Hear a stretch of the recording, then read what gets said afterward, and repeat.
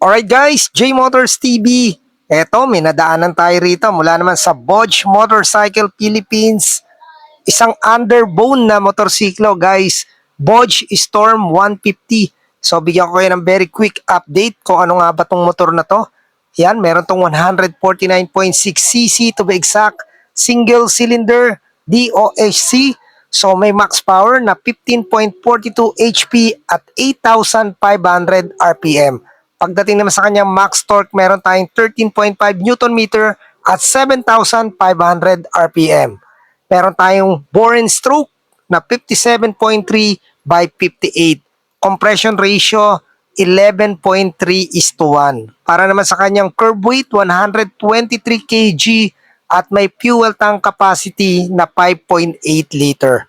Ang size ng gulong sa unahan 90/80 by 17. Sa likuran naman 120/70 by 17. Siyempre parehas yan, naka dual channel ABS, naka tubeless tayo dyan. Okay? So pagdating naman sa kanyang ground clearance 145 mm, wheelbase 1290 mm at may seat height na 795 mm.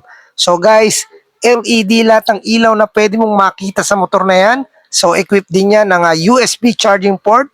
Siyempre, naka 6-speed manual transmission, naka keyless, at meron niyang sleeper clutch. So napaka-astig, di ba?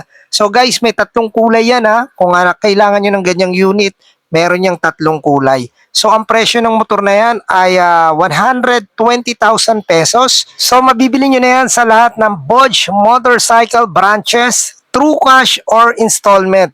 Or mag-message lang kayo sa akin para ma-assist ko kayo kung kailangan yung ganyang unit. J Motors TV lang. I-message nyo lang ako. Alright, so yon. Kung di pa kayo nakasubscribe, syempre, subscribe na kayo. J Motors TV lang yan sa inyong YouTube at Facebook account. Huwag nyo kalimutan hitang notification bell para updated kayo sa lahat ng video na ina-upload natin. Bodge Storm 150.